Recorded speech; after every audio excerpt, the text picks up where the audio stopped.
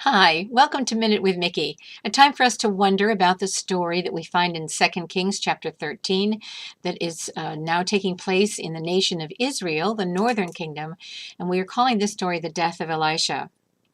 I really would like to challenge you to go back and look at the full text of this chapter.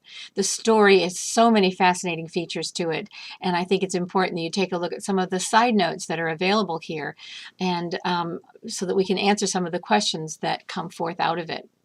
First of all, we have the fact that Jehu's son is now king of Israel, and he again is an evil king. And yet, interjected in this text, in verse 4, it says, Then Jehoahaz sought the Lord's favor, and the Lord listened to him.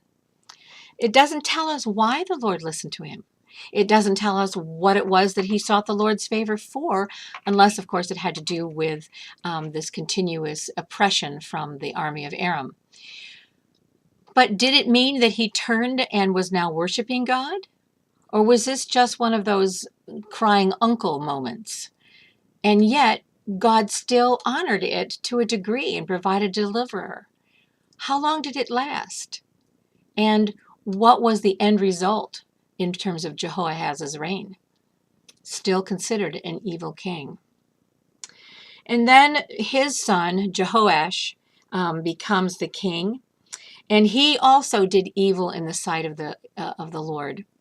It's just so interesting that we continue to have this son after son after son who follow in their father's footsteps and do evil in the sight of God, and how it becomes just worse and worse. It's just such a sadness. But at the same time, while he is in reign, Elisha is dying. Somehow Jehoash seems to realize that there's something important about Elisha, even though he's not obeying any of it, and people were not paying attention to how they should be living their lives. And yet, at this point, when Elisha is dying, you see the king coming to him and mourning already even before he dies. I think it's important that you go back and take a look at what it is that he says to Elisha at this point, because he says, my father, which is obviously a term of honor and endearment, that this man is like a mentor or a father or overseer of Israel, as Elisha was. He said, the chariots and horsemen of Israel. What is that referring to? Does that refer to when Elisha saw Elijah being carried away by the whirlwind and the chariots coming between them? Or is it a reference to 2 Kings chapter 6, verse 17 and following?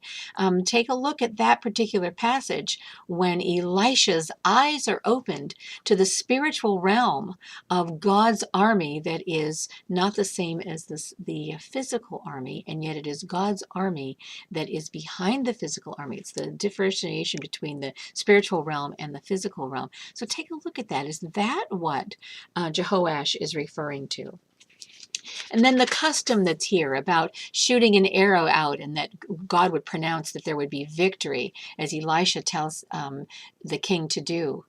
And yet the half-hearted kind of striking the ground only 3 times, because if he really had believed in Elisha's prophecy that he would have victory, he should have struck the ground several times. Where does that historical significance come in? I'd like to challenge you to go and take a look and see if you can find out where that happens.